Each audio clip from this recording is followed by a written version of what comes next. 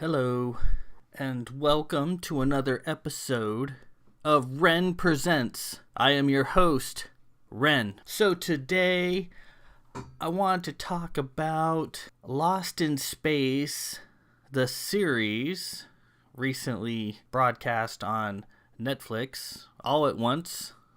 Perfectly binge watchable that way. There's going to be spoilers. This isn't a movie from the 70s, so this time I really need to say it. I'm going to spoil this left and right, so if you don't want to know, then don't listen. So I guess engaging my reaction to the series, it's 10 episodes, all released on the same day. If you're a newbie to Lost in Space, or if you've just seen the 1998 movie, which was awful, your reaction might be one way. Or if you know the original series pretty well, like I do, you might feel another. When I was a kid, my parents would drop me off at the babysitter.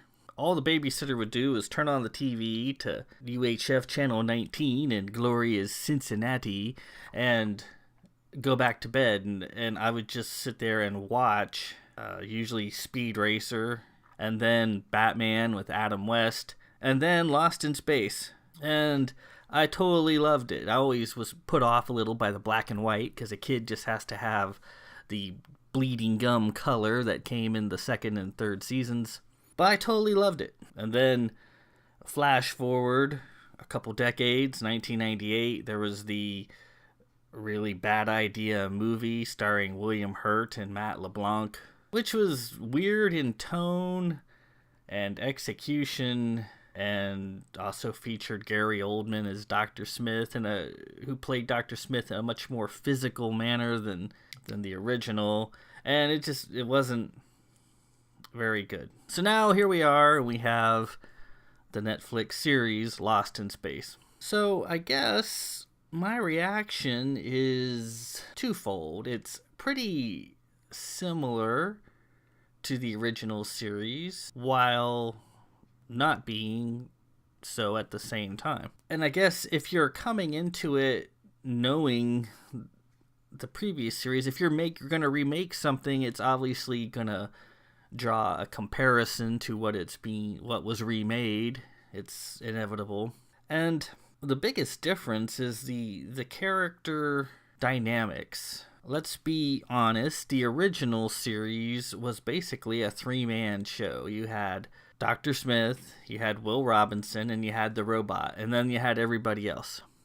And they were mostly just occupying space. Dr. Robinson, played by Guy Williams, and Major West, played by Mark Goddard, basically didn't have much to do.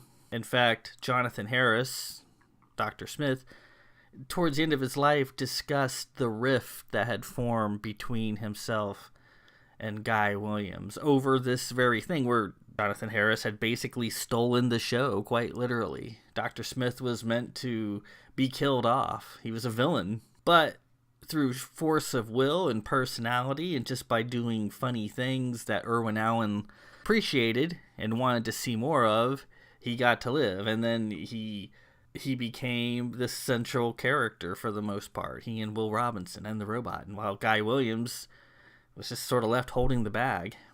And he retired from acting and went to Buenos Aires, where he was revered as a god, not for playing Dr. Robinson, but for playing Zorro. And then you had the ladies, Maureen Robinson, June Lockhart, and Judy, and Penny. Every so often, Penny would get an episode where she got to do something, but the three of them were basically there just to fill up a skirt. This treatment, to be fair, is much more even-handed with the characters. All of the characters have their moment to shine. They all get more or less equal treatment. And if you're brand new to the series, I guess that's a good thing. It gives them a bit more depth. If you're an old veteran like me, it's weird seeing Judy doing things that Will Robinson would have been doing. In the very first episode, where the ship is The Jupiter 2 is underwater, and he had to swim to the hatch to get a toolbox, or I can't remember what he was looking for, medical kit, and he was too afraid to do it. And Judy had to jump in and do it. I mean, Will Robinson was afraid of nothing. He was one of the most courageous characters ever. And Dr. Smith, with a classic pose, was always cowering behind him, behind a little boy. Whether that's good writing or bad, or naivete is pointless. That's how it was. In this new one, also, the leader of the group isn't Dr. Robinson, isn't John Robinson, it's Maureen Robinson, played by Molly Parker. She's a brilliant scientist and aerospace engineer, and all the kids are her kids. Judy is from another marriage. John Robinson is actually a Marine or a Navy SEAL. He's a soldier and an absentee dad, and is estranged from his family. In fact, he and Marine were at the ending stages of getting a divorce. But as the story progresses in a somewhat predictable fashion, he becomes closer to his family and to Maureen, and by the end of the 10-episode run, they're fully back in love again. It's pretty predictable. And then Don West, who was the pilot in the original and in the 1998 movie, in this case isn't even a colonist. He's just the hired help. And he was actually pretty cool. He was one of the first characters in the series that I actually began to identify with. And so, hence is my problem. I was extremely disengaged until about episode number 6. I really didn't care what was going on. I didn't really care about any of the characters because they were so different from what I was expecting, for good or for ill. They're all pretty dour. Penny has a bit of a personality. She livens things up a little bit. She's kind of fun. And Don West is pretty cool. He always does the opposite of what he says. When they find colonist Angela Goddard dying after the crashes onto the planet, he's like, nope, I'm not going to pick her up. There's a law of the jungle. She's on her own. Either she gets up on her own or she's going to die. And then, of course, he picks her up and starts carrying her. And when Maureen Robinson is talking about past engineering disasters and how a mechanic gave him the stamp of approval before the disasters, he says without missing a beat, yeah, but they didn't have Don West. That's cool. That's a go-getter. So once he showed up, I started re-engaging with the story. Before that, I was kind of bored. I found myself checking my watch. I found myself pausing and doing other things. It's not necessarily an enjoyable thing to watch. There's a lack of mirth, which the original had in spades. This one is pretty dour. Also, another difference is it's not just the Robinsons out there lost in space. They're just one of many. There's a lot of Jupiters down there. They're in the Jupiter 2, and then there's up to Jupiter 14 or 15, maybe even up to 17, possibly, all scattered around this little planet after a near disaster in space where they had to abandon the Resolute, which is on its way to Alpha Centauri. And the whole dynamic of all the other families, all the other Jupiters out there, it's not cool. I wasn't engaged with the Robinsons, and so I'm not going to engage with all these other people either. It's just more people to spread around, like a little bit of butter spread over a lot of toast. Then my favorite character from the previous series, Will Robinson, was not the all-American boy that he was in the original series, Billy Mummy. He, while being bright, was far from brilliant. He had his specialties that he was good at. All the kids have their specialties, and he had his. His was math and geology. He had a problem of freezing up, just getting scared to death, which I guess any kid who's his age might in such dire circumstances, but still, this is Will Robinson, Mr. Courage, but no, he just freezes up. He couldn't do it, and his sisters had to do it for him. And I could not get over that. Not that it was because it was his sisters doing it for him. It was because this is Will Robinson. This is a remake of the original Lost in Space. Therefore, I'm looking at the original and wanting more of that. It doesn't matter how hackneyed or out of touch it was. That's what I wanted. Like, Will Robinson should be doing this. And I thought, well, this isn't really Lost in Space. They might as well call it Down and Out in Outer Space or something. And so that tempered my enjoyment.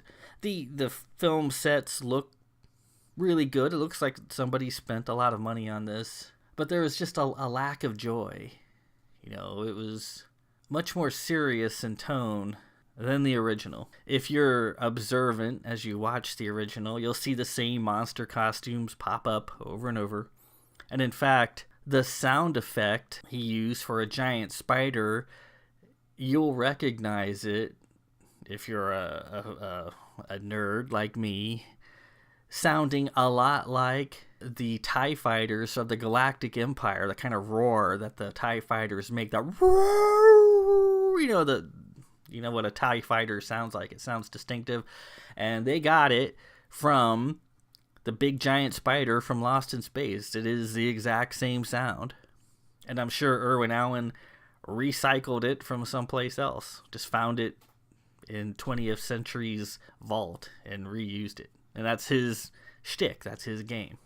And then, possibly the most complex, the most changed, and the most annoying character to pop up is Dr. Smith. And Dr. Smith in the original, played by that bumbling bipedal buffoon from Brooklyn, Jonathan Harris, in this case, is a lady, played by Parker Posey. And there is nothing good or redeemable about Dr. Smith as played by Parker Posey. You can't really fault the acting. She's doing what she's meant to do, and you're meant to dislike her, and you do.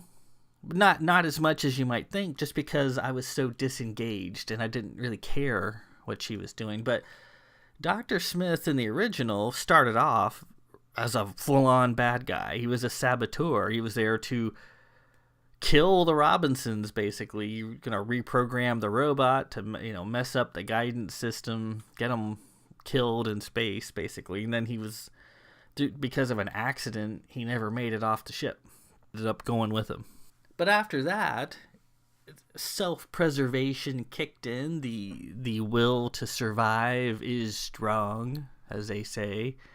And he began to take steps off camera to ensure his preservation, where he cast aside the villain and became more of the buffoon. And Irwin Allen was like, do more of that. And he did, and he got to live. And not only that, he took over the show. This Dr. Smith, the lady, is completely irredeemable. She apparently is a complete paranoid schizophrenic, possibly, constantly looking for escape routes, constantly cooking up schemes to ensure her self-preservation. Every word out of her mouth is a carefully crafted lie. It's uncertain what her origins are, and a method for introducing backstory in this and to fill you in a little is the use of flashbacks. And we see Dr. Smith on Earth at her sister's house, and the Earth has suffered an extinction event. It was hit by a large meteor that's kicked up enough material that the Earth is quickly going extinct. So the humans are fleeing to a new colony on Alpha Centauri. And Dr. Smith, valuing her own life, and her name isn't really Dr. Smith, it's June Harris, a play on June Lockhart and Jonathan Harris from the original. Doesn't get to play, doesn't get to go. Her sister, however, does, and there's like a thread where only the smartest and the most capable get to go to Alpha Centauri, but if you have enough money, you can job the system. So her sister is going, and Dr. Smith is not. And she nobly says, here, you can have my house, you can have my car, and all my stuff. I'm not going to need it anymore. And let's drink to it. So they have a toast, and then she keels over because Dr. Smith has poisoned her wine, or her champagne, whatever it was she was drinking, presumably killing her, possibly, because she's not going to need to have her running around after the fact. And she digs out a little microchip or something in her arm and sticks it in her own arm and takes her sister's place on the ship on its way to Alpha Centauri. You would think if the Earth is suffering an extinction event and if you don't get off the planet, you're going to die, there'd be a lot of that going on. People are no damn good, and people are fairly smart and quick to on to something. And if it's just so simple, all you need is a chip in your arm, there'd be a lot of arms getting cut into. But then on the ship, she runs into a guy who her sister was having an affair with and sees that it's not her. It's like, what's up? Who are you? They struggle. He ends up in an airlock that's about to open. I guess it's pretty easy to get booted out into space via airlock. I guess there isn't a fail-safe. He's, saying, hey, open the door. You don't want me getting sucked out into space. Open the door. And Dr. Smith looks like she wants to do it, to open the door, but doesn't, and lets him get sucked out. And that's her usual stick. She always claims, I don't want to hurt anybody, but things happen to me that people get hurt all the time. And then there's, a great incident aboard the Resolute where everyone's having to evacuate and all the people are running into their Jupiter ships to flee. And Dr. Smith apparently is stuck there because the powers that be saw her letting the guy get sucked out, and they realize that she's a stowaway, basically, trying to figure out what to do with her. And she runs across a wounded Billy Mummy, who played the original Will Robinson, and he's actually Dr. Smith. He's Dr. Zachary Smith, and he's got a coat that says that. And she, instead of helping him, she takes his coat and steals his ID. She just steals one identity after the next, to the point where she probably doesn't even know who she is anymore. She's always pretending to be someone else, and then that's how she gets down, is pretending to be Dr. Smith, and that's the persona she picks up. And again, there is absolutely nothing about her that you can take joy in. She's no fun, and there's really no justice either. If you're gonna be a big time baddie, the viewer can look forward to the downfall of the baddie, to justice being applied to them, and that never fully happens. For being really smart people, they are incredibly naive and easily swayed, and Dr. Smith is good at swaying people. In fact, Will Robinson tells Angela Goddard later on, Dr. Smith has a way of making you regret things, because they keep listening to her. You would think if she's crash landed on a funky planet with a bunch of colonists, she would want to ingratiate herself with these people, to be useful, to be part of the group. But instead, she's always scheming. Like, her goal is to get to Alpha Centauri, period. And that's a big change from the original Dr. Smith, other than the fact that he was a guy and she's a woman. Because the original Dr. Smith is always like, William, back to Earth. While this one is like, get my ass away from Earth. I want to go to Alpha Centauri, where I can start fresh. But being how she is, that freshness would probably last about the same length that a fresh tomato lasts. It would rotten up real fast, because she just can't help herself. She is a sociopath. It wouldn't be long before she's getting other people killed and lying again and pretending to be someone else again. And the relationship that Dr. Smith and Will Robinson had in the original, which was the driving force of the series, is completely non-present in this. She doesn't really forge a relationship with anybody. She sort of did with Maureen Robinson a little bit, but not much. Just because she's so relentless in her quest to save her own skin that she's always developing a new plot, a new contingency, a new way out. She just can't help herself. And that just makes for a really annoying character. And even after they got her figured out, and they've sniffed her out, Don West knew all about her, and he proved that she wasn't who she said she was. She's not Dr. Smith. And they've got her, locked up in a meat locker, or I don't remember what it was. She still manages to talk her way out. Will Robinson she talks him into opening the door. Like, really? How dumb can these people be? Again, I was really disengaged from the show. I was looking at the watch. It wasn't passing the butt test. I was kind of bored, and Dr. Smith's antics really didn't kick in until like episode 6, when I actually started to care a little bit about these people. And Dr. Smith was being bad. Always. Didn't have a good moment. Somebody put a bullet in her head and move on. And then the final character that is integral to Lost in Space, both the series, the movie, and this one, is the robot. In the original, it was like it had a big, long technical name, but it was reprogrammed by Dr. Smith to serve Dr. Smith and to try to kill the Robinsons. And then in the movie, same thing. Gary Oldman reprograms it to kill the Robinsons.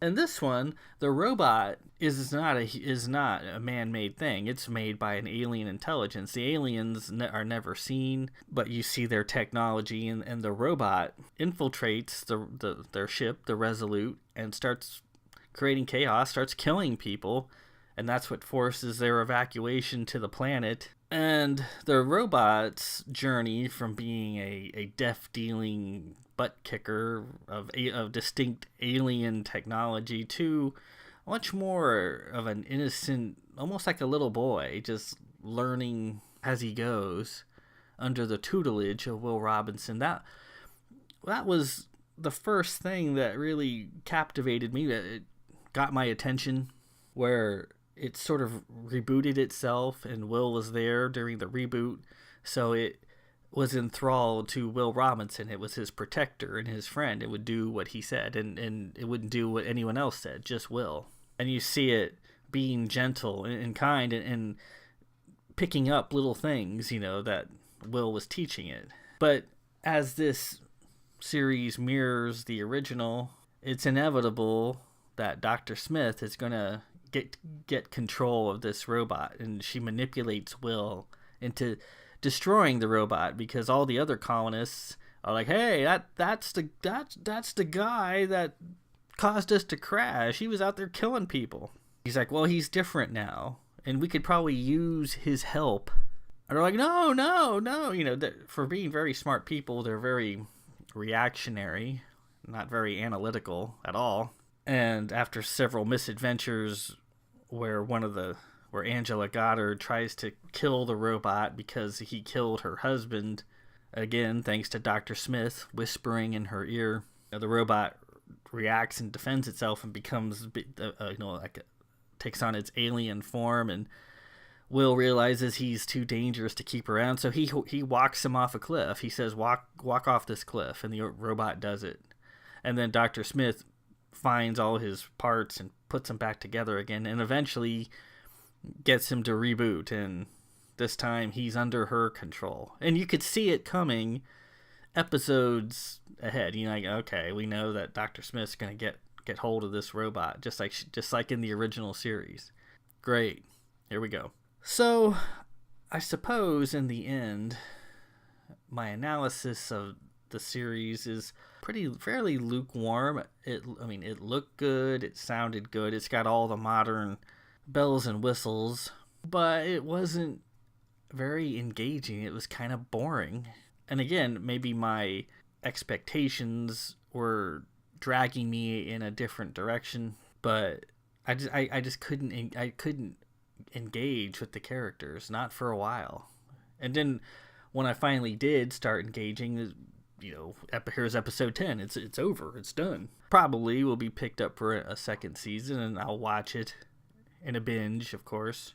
But it didn't have the whimsical feeling of the original. It was from a different time and place, and it's a much more cynical, much darker, much grittier time, and this reflects that. To be fair, the characters are expanded more. All the characters have something to do, which was not the case in the original. You do eventually get on their side. You do eventually become engaged, but it takes way too long for that to happen.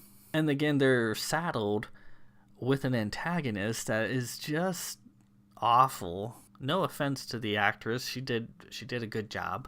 Just the character as written just has nothing positive about it, and there's no justice. If you have a completely evil character and there's no punishment, it just makes it a torturous event. And that even though they've got her locked up, she's going to get out, and then she's going to be right back at it again, looking for her next way out. So that is Lost in Space from Netflix, a very tonally different product than the original, although all the elements are there. They're just displayed differently. Will Robinson is a total different character than what he was. Dr. Smith is eventually these characters do begin to shine on their own, but it takes too long, and by the time you're fully engaged, it's too late. The series is over. It was too long. Each episode really took a long time. It felt light to get through, and I kind of wanted it to be over when it ended. I'm like, okay, I'm done. But that's Lost in Space, Netflix, and this is Ren Presents. I am Ren, and I'm gonna watch some original Lost in Space. It's just like an old pair of shoes, I just fit. I love it. I just love the original Lost in Space. So until next time, if you see a pretty brown-haired lady coming up to you and wants to whisper in your shoulder, it's probably Dr. Smith.